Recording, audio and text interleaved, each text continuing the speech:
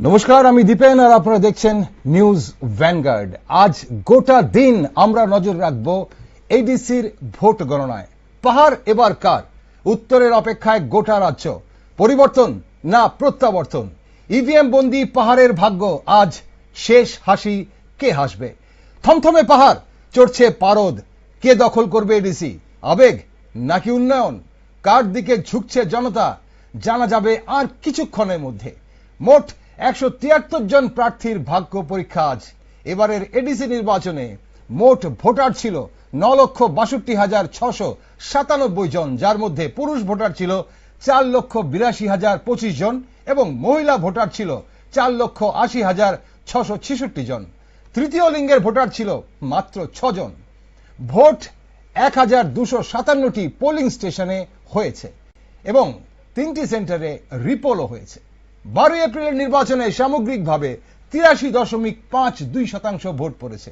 এর মধ্যে পুরুষ ভোট পড়েছে 83.74%, মহিলা ভোট পড়েছে 83.30% এবং তৃতীয় লিঙ্গের ভোট পড়েছে 16.67%।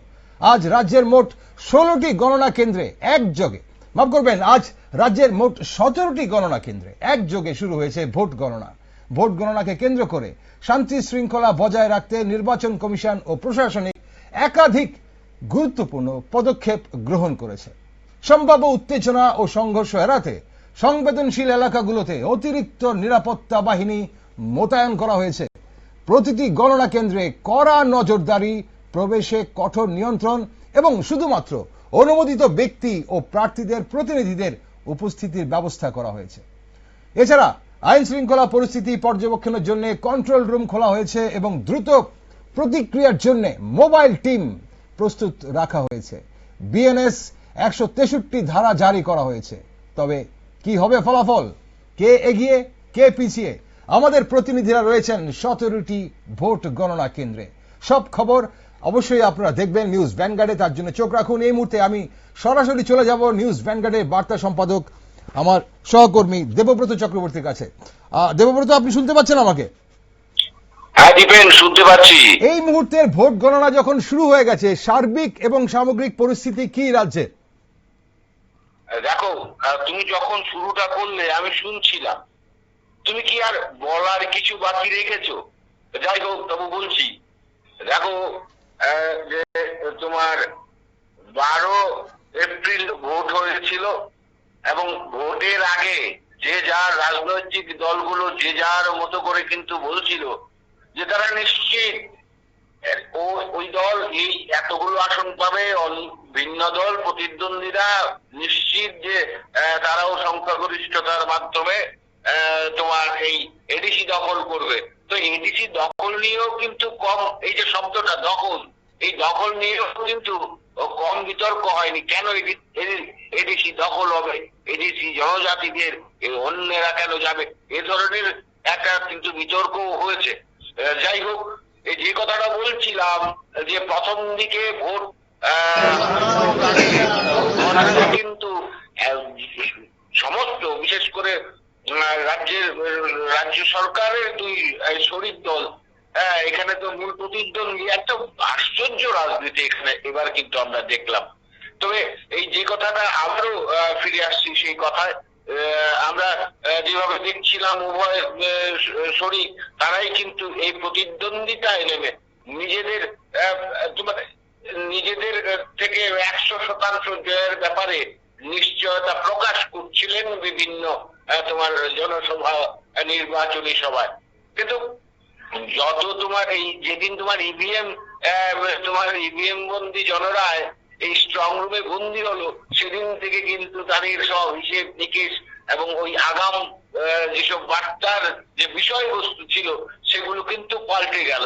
এবং আমরা দেখলাম তারা কিন্তু এখন কে সেই ম্যাজিক ফিগারটা নেবে। এই ম্যাজিক ফিগারটা হচ্ছে 28-এর মধ্যে 15টি। এই ম্যাজিক ফিগারটা কারা দখল করবে তা নিয়ে কিন্তু তাদের মধ্যে একটা উদ্বেগ, আশঙ্কা, দুশ্চিন্তা এসব কিন্তু শুরু হয়ে গেছিল এবং কালকে পর্যন্তও ছিল এবং অবশ্যই আজকেও আছে। এবং যতক্ষণ পর্যন্ত একটা নিশ্চিত ফলাফল না হবে তা কিন্তু থাকবে। এখন যে বিষয়টা হচ্ছে নিরাপত্তা, নিরাপত্তার বিষয়ে কিন্তু এবার নির্বাচন কমিশন এবং বিভিন্ন জেলা শাসকরা কিন্তু কঠোর একটা ব্যবস্থা গ্রহণ করেছে। তুমি তো বলেই দিয়েছো 163 ধারা জারি করা হয়েছে। পুলিশ দেবব্রত এই মুহূর্তের কোনো খবর আছে কিনা, কোনো অপ্রীতিকর ঘটনার গণনাকে কেন্দ্র করে কোনো ধরনের কোনো কেন্দ্রে, যে 17টি কেন্দ্রে ভোট গণনা হচ্ছে সেখান থেকে কোনো ধরনের অপ্রীতিকর কোনো ঘটনার খবর আছে কিনা? দেখো, আজকে সকালবেলা যখন উঠলাম তখন আমার মনে হচ্ছিল আজকের দিনটা শুরুটা বেশ ভালো, এতটা চড়া গরম কিন্তু নেই। হ্যাঁ, তো সকাল সকাল এই গরমের মধ্যে তোমার এই নাতিশীতোষ্ণ পরিবেশে এখন পর্যন্ত কিন্তু কোনো সেরকম অপ্রীতিকর ঘটনার খবর আসেনি। তবে একটু একটু করে বিভিন্ন রাজনৈতিক দলের কর্মী সমর্থকরা তারা বিভিন্ন নিজেদের গণনা কেন্দ্রের বাইরে নির্দিষ্ট স্থানে এসে জড়ো হচ্ছেন। রোদ উঠবে, একটু তোমার তপ্ততা বাড়বে, তখন কি হয় সেটা এখন দেখার বিষয়। তো এখন পর্যন্ত তুমি যে প্রশ্নটা করলে, যে এখন পর্যন্ত সেরকম কোনো অপ্রীতিকর ঘটনার খবর পাওয়া যায়নি। তবে এখনো তো সময় হয়নি, এখনো তো শুরু হয়নি গণনা। যাই হোক, কিছু তো একটা উত্তেজনা থাকবে। তবে এখনো যে উত্তেজনাটা আছে এটা যার যার নিজেদের কি হয় সেই উত্তেজনা।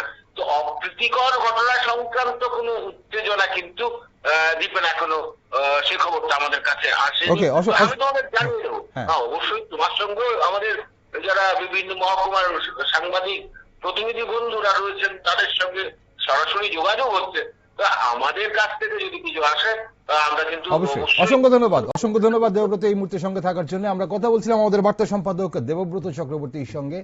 আমরা এই মুহূর্তে চোখ রেখেছি রাজ্যের প্রত্যেকটি যেসব কেন্দ্রে 17টি কেন্দ্রে এডিসি ভোট গণনা হচ্ছে সেই সব কেন্দ্রে আমাদের প্রতিনিধিরা রয়েছে।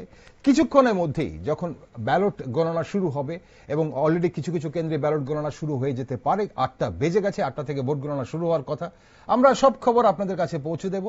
পরিবর্তন না প্রত্যাবর্তন হচ্ছে, ইভিএম বন্দি কিন্তু পাহাড়ের ভাগ্য, পাহাড়ের রায় এবার কার দিকে, 2026-এ কুমলুঙের মসনদে কে বসতে চলেছে সেদিকে নজর রেখেছি আমরা। আপনার সঙ্গে থাকুন, নিচে ছোট্ট একটি বিরতি, সঙ্গে থাকুন, দেখতে থাকুন শুধুমাত্র নিউজ ভ্যানগার্ড।